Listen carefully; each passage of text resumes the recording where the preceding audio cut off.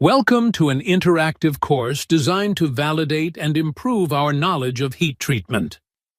The topic of this course is to explain the issue of accepting and receiving a customer sales order and checking its feasibility. The basis for solving business cases is the Civil Code. In this course, we will mention quotes from Czech commercial law. However, it can be assumed that similar provisions are found in all countries in the global world, although they may differ slightly. However, since the author of the course worked on the development of the ERP system in the global team of Bodycoat, he is almost certain that the differences are minimal. For the purchase of material, the provisions on the purchase of the item apply. For other activities, such as ordering heat treatment or testing, the provisions on the contract for work. However, the rules for both types of orders will be essentially the same. These include the definition of the contracting parties, the description of the subject of the purchase or the description of the subject of the work, and the determination of the price. Both contracts may also contain other provisions on the specification of defects, damage handling, warranty period, or periods for complaints. The only difference is that the usual procedures are not applied to the purchase of steel or movable property. However, the seller undertakes to deliver the goods according to the order or according to the buyer's needs, which he knows and is aware of, as well as according to the purpose of use of the goods. Therefore, if on the steel order is a reference to the specification, for example ISO 683-2, alloy steels for hardening, the seller must comply with this specification. If in the case of the purchase of steel for die casting die, there is a reference to NADCA 2072025, then he is obliged to perform not only according to the specification of the steel, but also according to its use, which is high-pressure die casting. In that case, the selection criteria for the supply of steel will be different from those to produce a plastic mold. This can be applied similarly to a contract for work. According to Civil Code, when determining the quality or design according to the agreed sample or model, the thing must correspond to the sample or model in terms of quality or design. If the quality or design specified in the contract differs from the sample or model, the contract for work shall prevail. If the contract for work and the sample specify the quality or performance of the item differently, but not contradictorily, the item must correspond to the contract for work, the sample or model. Therefore, if a customer supplies parts for heat treatment with reference to samples that we have previously agreed on with each other, we must perform in such a way as to achieve the quality of the samples. Or if he writes on the order that it is necessary to perform according to the customer's internal standard, then everything that is stated in this standard should be met by the heat treatment shop. In the case of a contract for work, the sales order itself is only an expression of the willingness to enter into a contractual relationship, but it is not a contract. It is a proposal. The recipient of the order, the heat treatment shop, must examine the content of the draft contract. It must also examine the subject of performance within the procedure called contract review. Only if the result of its findings is the feasibility of the work, it can issue a confirmation of the order reception. At this moment, the order becomes a contract for work. Even if the subject of performance, including the written order, is transported by the contractor's transport, in our case the heat treater, or by a third party's transport, or by post or a forwarding service, the order is not automatically a contractual relationship, but only becomes one after a feasibility check has been carried out and confirmation of order acceptance has been sent. If the heat treater has a deadline for sales order confirmation to the customer in its general terms and conditions for sending a dispute to confirm receipt of the order, for example 2 days, Another option for establishing a contractual relationship is the so-called futile expiry of the deadline. That is, if the heat treater does not dispute the subject of the work within the specified deadline, the contract is considered to have been concluded. As already mentioned, the order is a draft contract for work, but it only becomes a contract when it is accepted by the contractor, the heat treater. The heat treatment orders come in several forms. Some of them are very specific, incomprehensible, even though it is a very important contractual document. The reason for the different form is the different form of corporate ERP systems. They are different, and only a few of them distinguish the specifics of an order for heat treatment from an order for office supplies. This is also the reason why, even today, many orders for heat treatment are written manually, outside the ERP system. The correct receipt of such an order, therefore, requires a high qualification of the reception staff.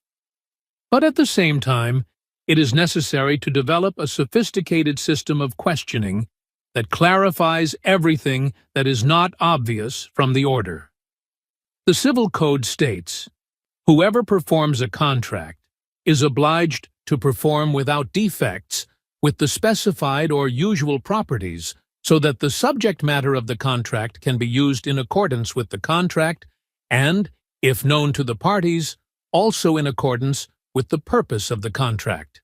But even if the purpose is usually not stated on the order, it is still difficult for the supplier of heat treatment to be exempt from ignorance of the purpose of the contract when he is expected to be an expert. At the same time, it is often very difficult to distinguish the parts for plastic molds and parts for high-pressure die casting from each other. In order to receive an order for material or heat treatment, it is therefore necessary to develop internal procedures to recognize the purpose of the contract or to inquire about the purpose of the contract so that no doubts can arise in the future.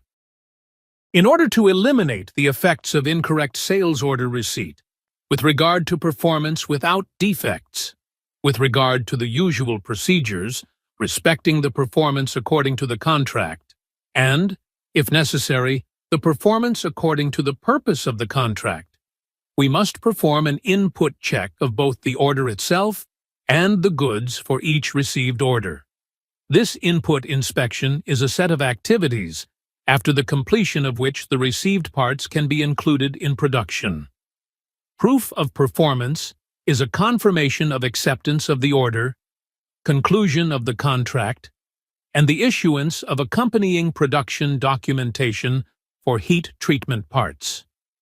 This full process is named the contract review. The aim of this input inspection is to determine whether it is technically or in terms of capacity possible to meet the customer's requirements with our equipment and staff. At the same time, it is necessary to take into account own resources, legislation, safety and fire regulations, environmental regulations, referred standards such as AMS 2750, CQI 9, NADCA 207, ISO 20431, etc. The feasibility of the required heat treatment can be assessed in a quotation phase or during the physical receiving of parts. In accordance with ISO 20431, it is also necessary to ensure that each sales order or received parts to be processed are fully traceable and identifiable throughout the entire process workflow in the heat treatment shop. At the same time, in the event of any changes in the arrangements between the customer and the heat treater, it is necessary that these changes are not only identified, but also approved by the customer within 2 weeks at the latest. So what should we understand by the acceptance of sales order procedure? It is a comprehensive sequence of control operations that lead to the required heat treatment according to the order giving the expected results. To do this, we must ask ourselves the following questions, one by one. Do we even have this customer on file?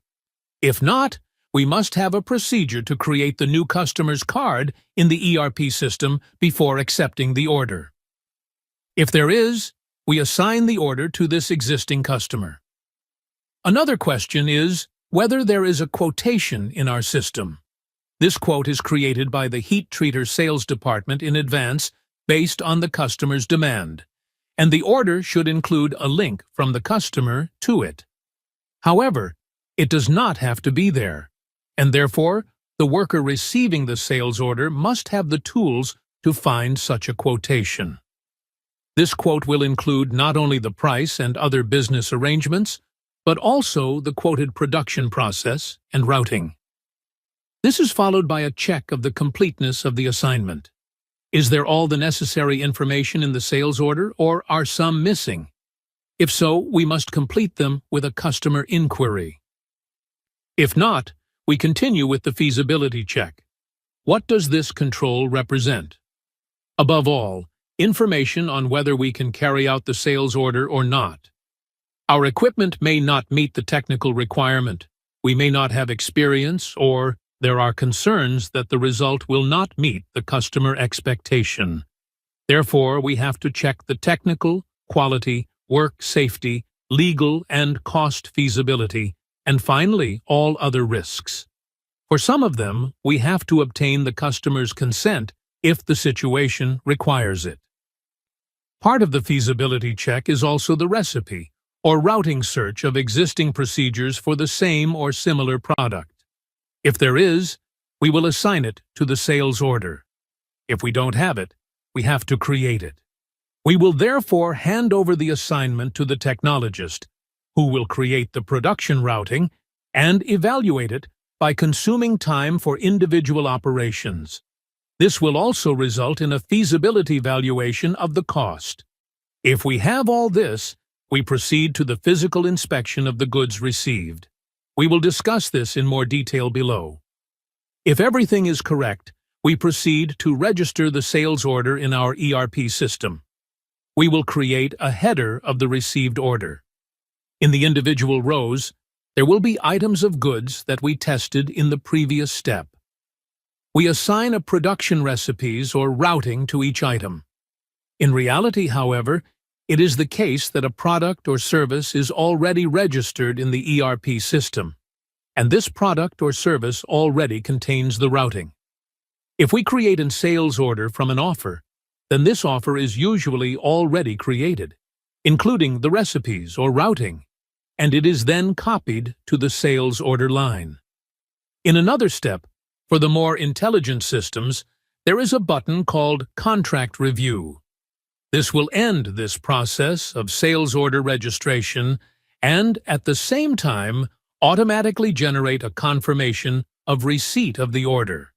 This confirmation is usually sent electronically in PDF format. In other systems, however, it may be a posting or stocking order. All our efforts do not end here, but we already have a registered order, and the customer knows that we have concluded a contract for work. If we want to go into more detail, then in addition to the already mentioned testing for the existence of the customer in our system, the existence of a quotation or production process, we will also add testing for the availability of special materials such as solders, jigs, special tests. A special category are confidential requirements such as ITAR or NDA. We will encounter ITAR mainly if we work with American companies. This acronym stands for International Traffic in Arms Regulations, and it is a regulation of access rights for employees at various levels, with the aim of limiting leaks of information from ERP systems for those who are not authorized to do so. It is similar with NDA, from English Non-Disclosure Agreement. This agreement is often the beginning of large business cases, and it is necessary to consider that for the acceptance of the contract. The last category is testing on the financial situation of customers using a procedure called credit limit. This procedure ensures that if the customer has not paid for previous orders and at the same time exceeds his credit limit, which we provide to him, the acceptance of the sales order is blocked at the input, and the order cannot be accepted, or at the end, a delivery note cannot be issued for the order until the customer pays the outstanding invoices. The size of the credit varies. Usually it is twice the average customer performance within the maturity period of invoices. So if the customer has a maturity of 14 days, then it is an average turnover in twice 14 days, which is per month. However, the calculation is even more complicated if we start to consider the risks and creditworthiness of the customer. This functionality can be fully automated, but not every ERP system can handle this without problems. Physical inspection is another mandatory step that we must take. We have to check the number of parts, weight, surface area for technologies that require it, or we must check that the parts are not damaged at the input. We must check for dangerous and risky shapes, or for inappropriate interventions in the preparation of parts for heat treatment, such as EDM machining before heat treatment, or repair welding without post-heat treatment, like stress-relieving process. Other inspections are then for corrosion of the surface of the parts, contamination, inappropriate machining. We also have to check and record in which packaging the parts were delivered, so that we can return them. We have to have an overview of the drawings delivered and the samples actually delivered to test the results of our activities. The rules according to the Civil Code apply to the physical inspection. If the seller delivers a larger quantity of items than agreed, the sales contract is also concluded for the excess amount, unless the buyer refuses them without undue delay. If the contract or the nature of the subject of sales implies that the quantity is determined only approximately, the seller shall determine the exact quantity. It is considered that the deviation must not exceed 5% of the amount specified in the contract. A deviation of up to 5% from the agreed quantity is therefore not considered a material breach of contract. However, if the quantity is higher, up to 5%, the contractor is entitled to invoice this above quantity without the client's consent. If the deviation is greater than 5%, it is a material breach of contract, and then it is necessary to negotiate a change in the terms of the contract for work. If it follows from the seller's declaration or from the handover document that the seller has delivered a smaller quantity of items, the provisions on defects do not apply to the missing items. In the case of an agreed price for the quantity in kg, up to the agreed limit quantity in pieces, 100% counting of the number of pieces is performed. This limit amount is either agreed in the contract for work or in the general terms and conditions. The limit quantity is usually from 10 to 100 pieces. In the case of quantities exceeding the agreed limit quantity in pieces, the number of pieces is checked by calculating from the total weight of the delivery. In the case of a negotiated price for one piece, the contractor is not obliged to check the weight upon acceptance. However, for the purposes of its internal records, it may determine the weight of the delivery itself based on the unit weight of the piece. This total weight is then used only for the records of the heat treatment supplier, for calculating the weight of the batch in the furnace. And what are the most common mistakes? Here are some examples. The customer orders hardening of steel 1.2379 to 60 Rockwell. In this case, the wrong input is that there is no tolerance band for the minimum and maximum hardness. The ISO 65081 standard for hardness measurement in Rockwells states that the accuracy of hardness measurement by this method is in the range of plus minus 1.5 Rockwell. The hardness acceptance values should be higher than the accuracy, optimally plus minus 2 Rockwell. At the same time, there is no requirement for the number of tempering cycles. For this material, there are at least 2 tempering cycles. The customer must be informed in writing of the incorrect entry, and the parts must be left in the blocked warehouse until the discrepancy is resolved. The situation is similar in the second case. when the customer orders hardening of material 1.2631 to 55+1 Rockwell. The tolerance band for the hardness acceptance value is unachievable regarding the accuracy of hardness measurement using the Rockwell method. The procedure will be the same as in the previous case. We will send a notification to the customer about the incorrect entry, and until clarification, the parts will be stored in the blocked warehouse. In this case, the customer orders quenching and 2 temperings to a hardness of 720 Vickers. Not only did he not specify the type of steel he wanted to heat treat, but for Vickers hardness units, it is always necessary to state the indenter load. The solution is the general terms and conditions, where we can insert a restriction in the sense that if the customer does not specify the load value for measuring hardness in Vickers, it is assumed that it is HV30. Also, the tolerance of the hardness value does not correspond to the measurement accuracy. According to ISO 6507-2, the measurement deviation is within 4% of the set point.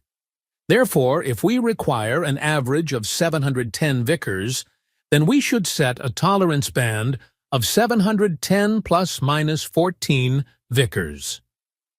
Regarding the accuracy of the method, the customer's requirement of 720 is therefore unfulfillable. Since the order does not have the necessary definition, it is necessary to complete this data by questioning. In the next case, we have the assignment material 1.2379, hardened to 58 to 60 Rockwell. Since the number of tempering is not stated, we should proceed according to the previous one. However, because we have a provision in our general terms and conditions that if the customer does not specify the number of tempers, it is considered that he orders 2 tempering cycles. We will register the order as quenching and 2 tempering. Based on the sales order, we found that the material 1.2343 must be heat-treated to a hardness of 40 to 42 HRC, tempering only once. Since this hot work steel always requires at least 2 tempering cycles, it is necessary to inform the customer in writing of the incorrect assignment and wait for its written confirmation. Only if this discrepancy is clarified can the sales order registration be continued. In the next case, we have a requirement for hardening steel 1.2842. The result should be measured using the Knoop method with a load of 0.5 kilogram. However, because we do not have the Knoop method, we can offer the measurement by Vickers HV1 method with the conversion of the result according to ASTM E140. In this case, it would be 7 or 16 HV1. Only if the customer expresses his consent in writing, we can register the sales order. The customer has a requirement for hardening of steel 1.2842 for hardness 45 to 55 Rockwell. The part has a diameter of 10 millimeters. Because we have both oil quenching and nitrogen stream technology at our disposal, and we know that we can achieve the required hardness using both technologies, it is up to us which one we choose. What is important is the agreement of the requirement with the result, and the path to the result. In both cases, usual is up to us. Due to the type of steel, we register the order with oil quenching and 1 tempering, respecting our capacity. The situation is different in the second case, where we have a cross-section of 100 millimeters, and we can no longer harden such a dimension in the nitrogen stream. Because we do not have vacuum oil quenching, only gas stream, we have no choice but to refuse the order. The customer requires parts to be annealed to 212 Brinell units. However, according to ISO 15787, the type of annealing should be specified, and according to ISO 6506-2, the prescription 212 HB is not sufficient. For the Brinell hardness measurement method, according to ISO 656, we must specify not only the value, but also the ball material, ball diameter, indenter load, and loading time. If we choose the Brinell method, with a tungsten carbide ball with a diameter of 10 mm and a load of 3,000 kg, time 10 seconds, an indentation mark will remain on the surface, and if it was a functional surface, the product would be degraded. Since there are many parts, there should be an agreement on the number of measured pieces from the charge. Because these are castings that can be decarburized, we must grind up to 2 mm at the measurement point so that we can get the measurement below the decarburized layer. The components will be destroyed during the measurement, and we must have the customer's consent for this. Until all this is clarified with the customer, the sales order cannot be recorded in the system. The customer requires the stress relief of the die insert made of Dievar steel. However, it does not specify whether in the air or under a protective atmosphere. The answer can be found in AMS 2759, where parts with finished machined surfaces or surfaces with less than 0.51 mm to be machined off must be annealed in protective atmosphere. However, since we know that it is an insert for a die casting die, in this case a protective atmosphere, usually nitrogen, must be applied to the annealing process. So, we apply our knowledge and register the order with the usual procedure, which is stress relieving in a vacuum furnace under nitrogen. To avoid future discussions, we will put in the general terms and conditions that die casting die parts are always annealed under a protective atmosphere of nitrogen. The situation is similar in the second case. The die insert made of 1.2367 steel should be annealed to remove stress after EDM machining. Even in this case, the heat treater is obliged to anneal under a protective atmosphere, preferably in a vacuum furnace with nitrogen. Because this is the usual procedure, we will register the order in this way. However, to avoid further discussions in the future, we will again put this case in the general terms and conditions. Also in this case, it is an order for heat treatment of inserts for die casting die, for annealing after first casting sampling. Because the inserts are made ready-made, possible annealing in air could lead to undesirable oxidation of the surface, up to a depth of 1 mm. According to ISO 15787, the designer should verbally prescribe the annealing processes in the drawing and the required annealing atmosphere. In practice, however, this is often not the case, so we must decide for ourselves. However, since this is a procedure that is significantly repeated, it would be appropriate to insert it into the general terms and conditions again. We accept the order for annealing after sampling under a protective atmosphere of nitrogen. In the latter case, it is one of the periodic annealing after prescribed number of shots or castings. Here, too, we work with finished parts, and in this case, too, we must prevent uncontrolled surface oxidation. We again register the sales order for stress annealing after casting a specified number of pieces. The customer wishes to heat treat the parts to strength of 1100 and 1200 megapascals. Although it is a known physical quantity, there is only one direct method of measuring this property, and that is tensile tests. Usually, hardness is measured in Rockwell or Brinell, and the values are converted to strength in megapascals. If it is a real strength evaluation, samples for tensile tests must be supplied, and then the value can be measured according to ISO 6892.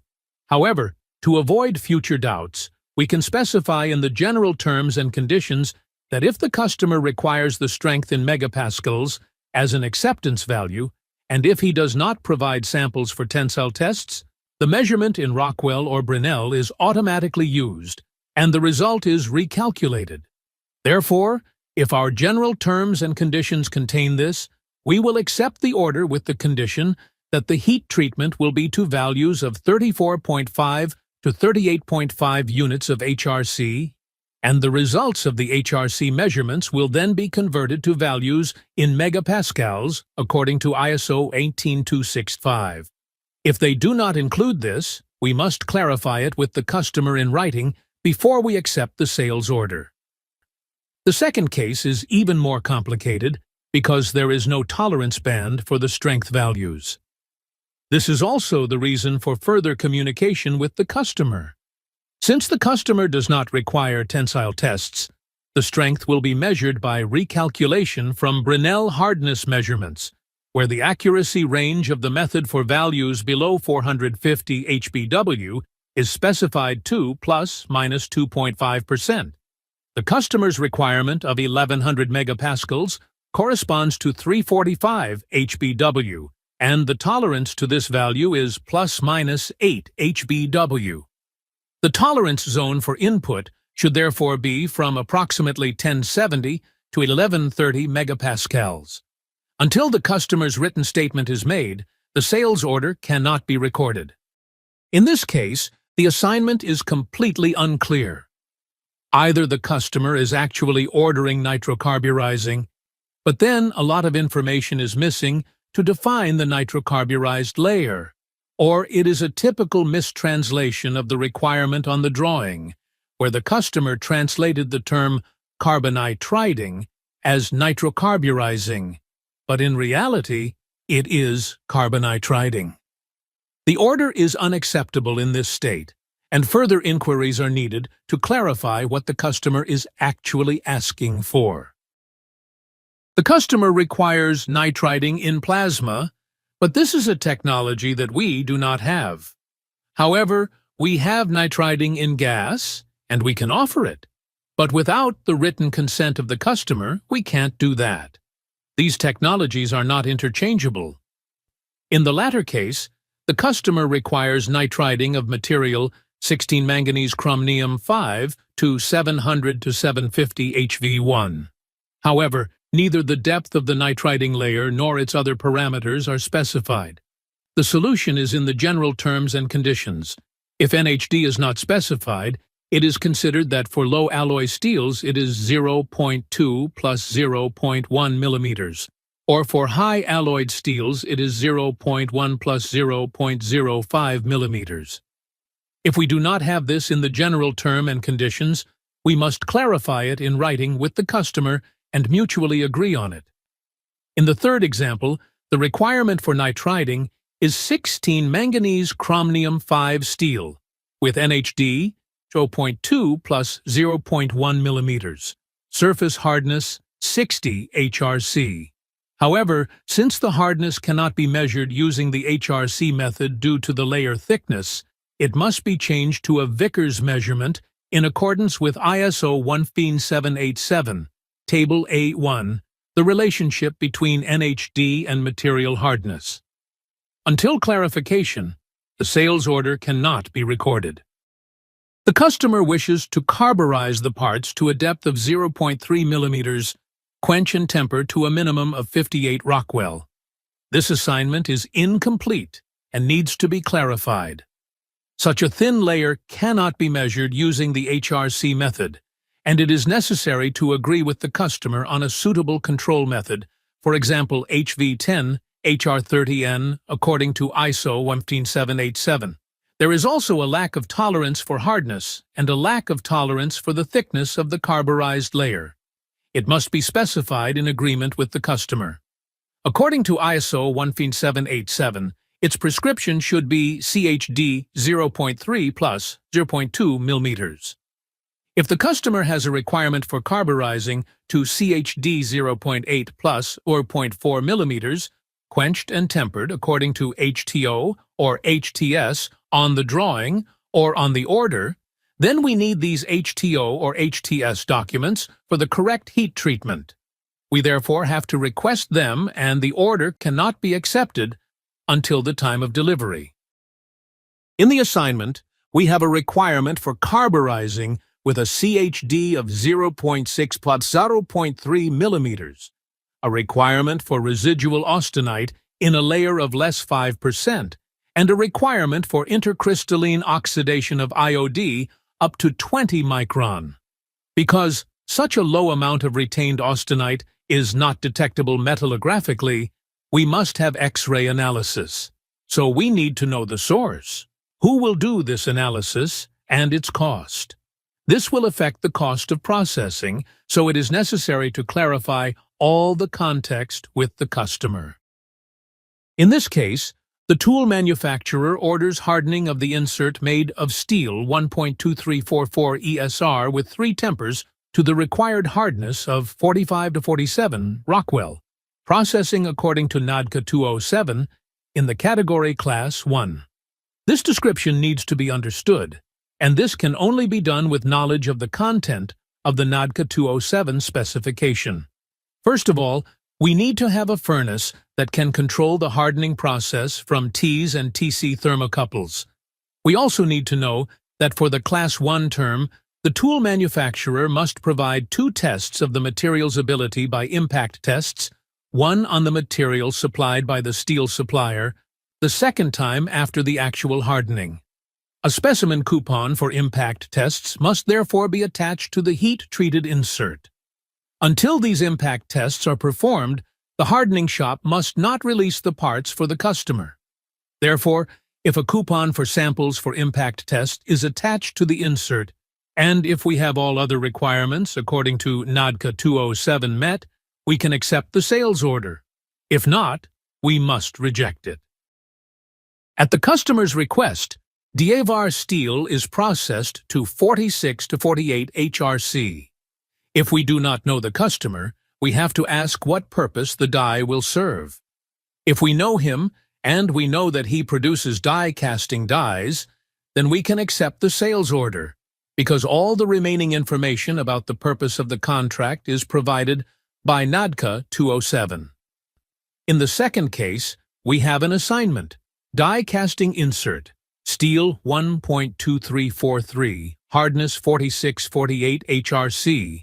Although it is a small thing, the specification of NADCA 207 says that the remelting method must always be indicated for steel. However, since it is not at all clear from the assignment that it is remelted steel, we should ask.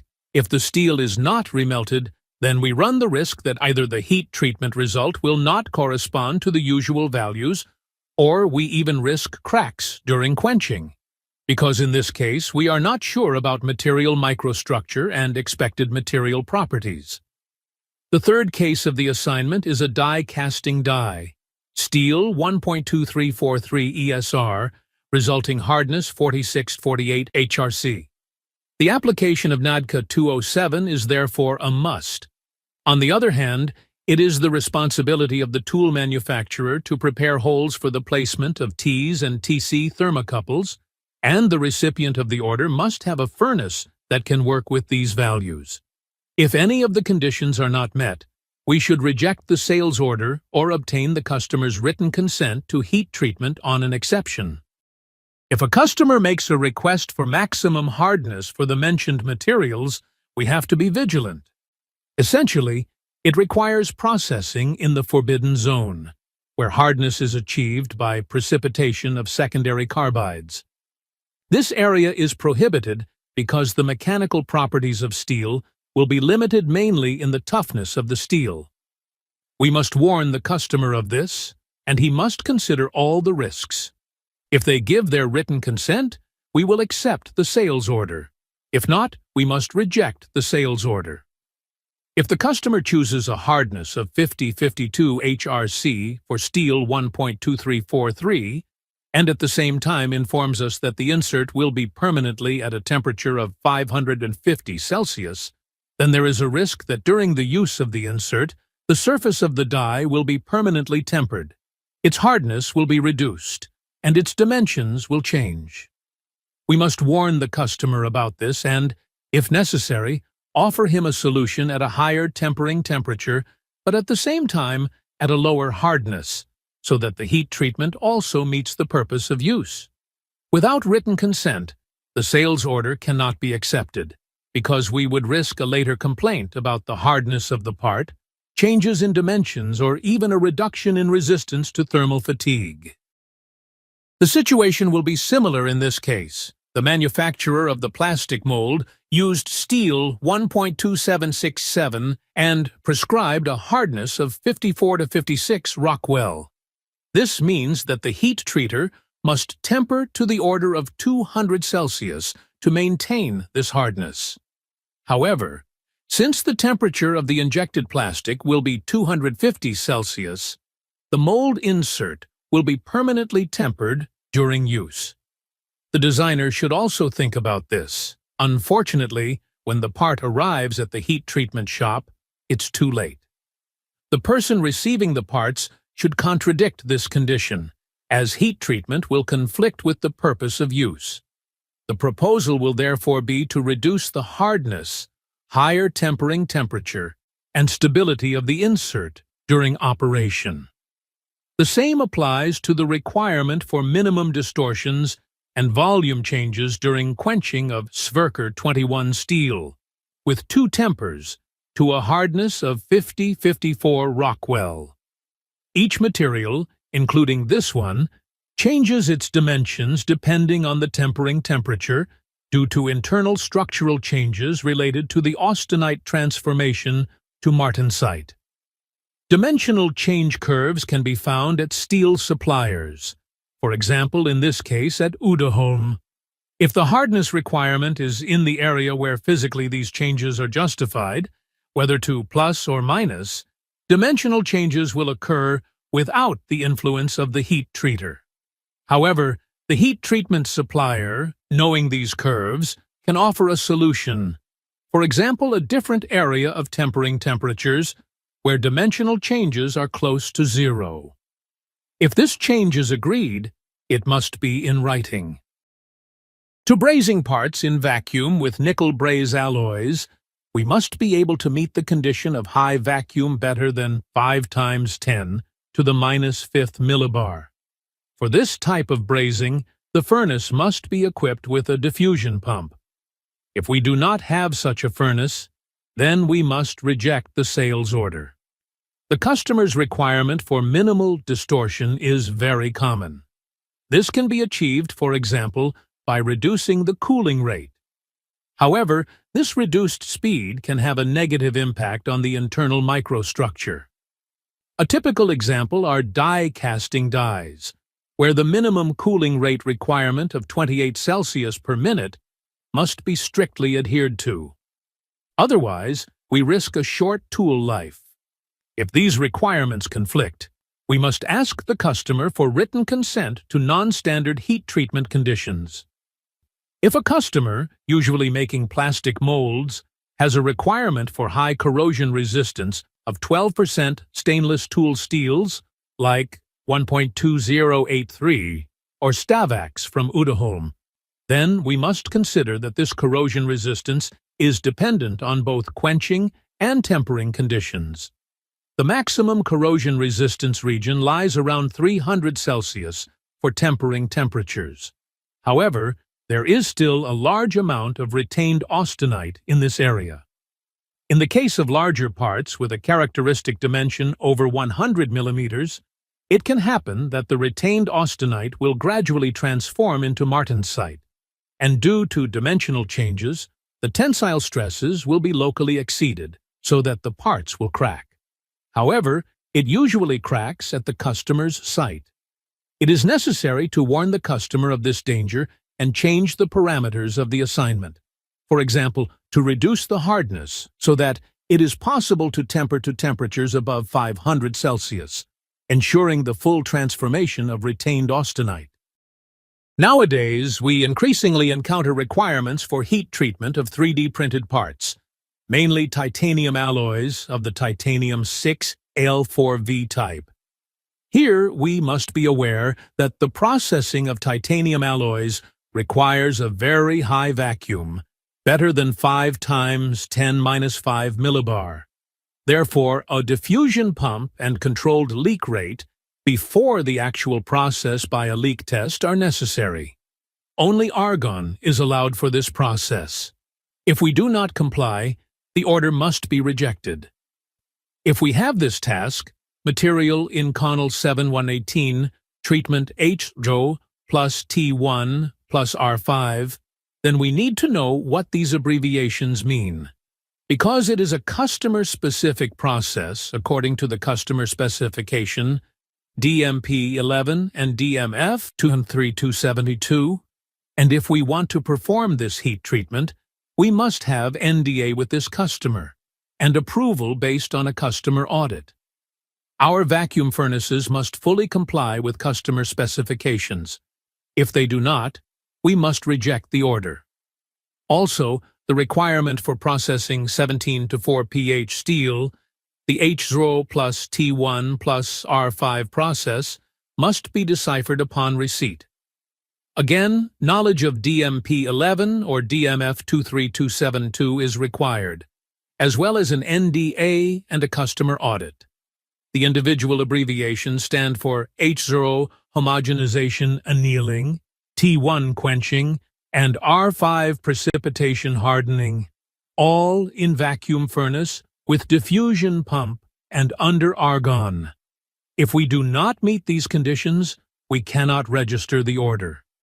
In the case of a request for hardening of material, 1-2080, diameter 200 mm, hardening and tempering to 58 to 60 Rockwell, the heat treater must respond. This is a request that exceeds the capabilities of the material in terms of hardenability. The required parameters cannot be ensured. The customer must be informed about this. Accepting such an order is a risk for the heat treater and must be rejected. The customer can be recommended to switch to steel type 1.2379. The same applies to the request for hardening of steel 1.2714 diameter, 400 mm, weight 400 kg, twice tempered to a hardness of 4347 HRC, hardening in nitrogen overpressure. This request is unrealistic, and the customer must be informed about it. If no agreement is reached, the order cannot be accepted. When inspecting the insert at the reception, it was found that the insert was welded on the back. It is necessary to ask the customer how the weld was created and how it was heat-treated after welding. If we do not do this, we risk that the insert will crack during hardening due to an untreated weld. Without risk approval from the customer, it is impossible to continue the receipt. The same applies similarly to EDM before quenching. If EDM is to be allowed at all before quenching, then the parts must be treated with appropriate annealing processes, and heating to the quenching temperature must be well controlled so that the part does not crack before austenitization temperature is achieved. Once we are at the austenitization temperature, the material will recrystallize and the danger will pass. However, we must not assume the risk, so we must warn the customer of this defect and have him confirm in writing that we have assumed the risk. This example shows that from the point of view of the functionality of the tool, the least essential shapes are the most dangerous. In this case, it is a clamping groove that fixes the tool for extruding aluminum profiles in a defined position. Because the designer forgot the radius, the parts cracked. The crack stopped only in the inner hole due to the low strength of the material. The heat treater should recognize this risky shape and warn the customer about its risks. In the second case, it is an insert for HPDC, where the tool shop technologist neglected to clean the shape between the ejection hole and the mold shape. If the maximum tensile stresses are located in this place, this will lead to cracking of the insert during quenching. The heat treater should also be able to recognize this and warn the customer. This example again shows an inappropriate design by the designer where there is a sharp corner with a zero radius around the periphery of the plate. The parts cracked at the designated location during hardening as a logical consequence of the concentration of tensile stress on the outre periphery of the plate. The receiving worker must have a library of such examples available in order to be able to capture critical shapes in time, which will lead to complaints and damages as a result of cracks. If he did this, the part would be blocked from acceptance, and the customer would be asked for written consent to the hardening, in effect, transferring responsibility. A similar library of defects on acceptance is also offered by Kind & Company, a major steel manufacturer. The same is true in the second example, where unprocessed burrs remain after drilling holes. These burrs can also be a source of future cracks. Again, it is recommended that the quality department prepare a library of potential defects for the receiving workers. Examples from this library will allow the receiving workers to eliminate these errors even before the actual heat treatment. However, if they are detected, we must be able to transfer responsibility to the customer. In this case, it is a technological defect. The machining method was chosen so inappropriately that the critical shape remains a very rough surface with sharp edges, with a significant notch effect. Stress concentration in critical areas will cause the part to crack as shown in the picture. This defect must be detected by the receiving worker and the part returned for additional machining, or the customer must agree to quenching at his own risk. The second example shows a typical surface after roughing machining. All sharp edges on the surface are potential stress concentrators, with a high risk of cracks. The technologist must therefore prescribe the machining method so that the surface of these areas is not with a notch effect for quenching. The receiving worker should not register such a part, and if so, only with the written consent of the customer who assumes the risk. This is another case of searching for historical context. The customer ordered heat treatment of 35 NCD16 steel, processing to tensile strength limit from 1230 to 1370 megapascals.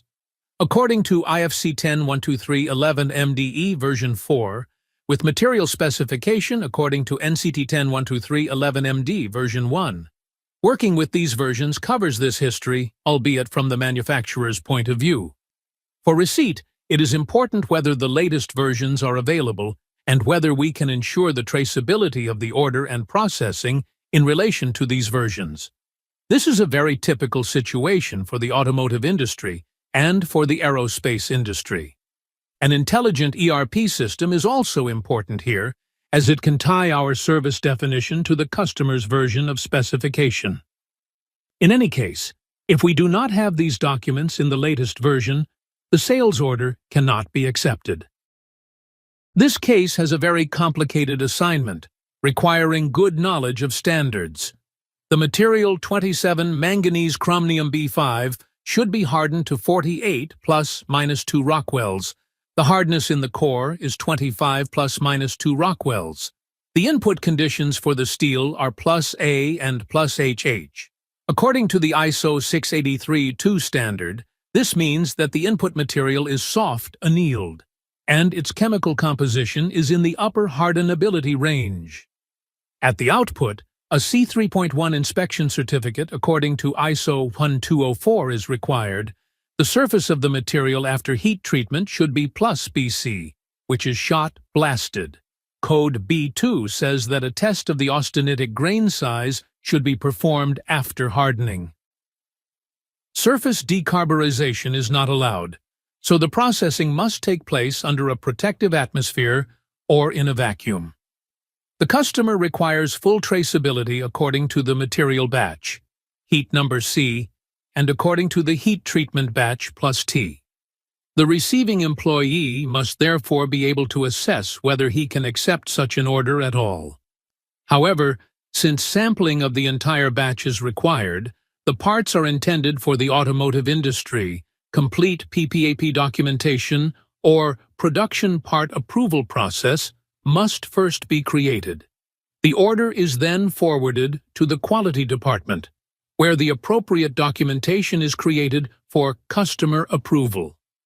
Until everything is sampled and prepared, the order remains in the blocked warehouse. Only when everything is clarified and the first samples are approved by the customer can the order be accepted and registered. The customer has delivered the parts made of 42 chromium molybdenum for steel. The parts are in multiple boxes, each marked with a box label according to VDA 4902. The order specifies that traceability is required by the material heat number, code C, and by the heat treatment batch, code +T, according to ISO 6832. The box label, according to VDA 4902, contains a field named Heat ID or Lot ID or Cast ID. This number means that the box contains parts from one heat with this number, and there must not be parts from another heat with a different number. The receiving employee must be able to register a sales order so that each part is identified not only in terms of customer number, grade, number of pieces, weight, required properties, but also with the heat number from the box label. If the number of parts in one box exceeds the number of parts in the heat treatment batch, the ERP system must generate as many production orders as there are heat treatment batches. Each heat treatment batch will have its own ID. A delivery note must then be printed at the output, which, among other things, identifies the material heat number and the heat treatment batch number. If the goods are returned in the same box as they were delivered, then a new box label is issued for this box, with the above-mentioned attributes of the material batch number and the heat treatment batch number. The condition for the traceability of the sales order to work is that we have a sophisticated ERP system that can work with the specified identification numbers. If we do not have it, we must reject the order. It is quite understandable that the plant reception office must have some tool to use when finding a discrepancy between the customer's requirement and feasibility. It is usually a form of this type. It is only up to the invention of the heat treater and its experience how it will look. The design of the form is not significant. Only the impact is significant. The transfer of risk and responsibility of the heat treater to the customer, if the defect is evidently on the part of the client. The heat treatment sales order acceptance course is over. It includes my many years of experience and practice. However, the issues can be very complex and extensive and may not exactly match your experience. If you have any comments or suggestions for improving the course, please send them to the contact listed. My goal is for the courses to provide essential information for heat treatment employees at all levels, so that they can continuously improve. The level of content is therefore adapted to allow both existing employees and new employees who do not have knowledge in the field to take part in this course. Based on these comments, I will improve and expand the courses so that they are a real benefit to everyone. As you have probably noticed, the course was not voiced by me, but by the great speech generator 11 Labs. Thanks to him, my English will also be understandable. So thank you also to Bill and his voice for his contribution to the field of heat treatment. What you saw as a video on YouTube is just a picture of what is created in Adobe Captivate as an e-learning course. It is available on my website, jstconsultancy.cz. You can access it for €20 for 1 week, €40 for 1 month, or €60 for 1 year. The course is created in HTML5 format. However, it can also be exported to ASCORM 1.2 format, which stands for Shareable Content Object Reference Model. Other formats are possible for different LMS systems. You can order this form at my email address, and you will receive the complete course in HTML5 code and a permanent license for €500 per course. The compressed zip file will be 50-200 megabytes in size, depending on the content of the course. You can then install this file in your corporate cloud or in Moodle LMS 5.0 on SharePoint or in the HR module of your ERP system, such as SAP, which can communicate with a learning management system that meets the LMS specification. In this case, you will be able to prepare a training plan for each employee, including an evaluation of its implementation and success rate. Each course contains a test with many questions, and the output is a certificate of successful completion of the course.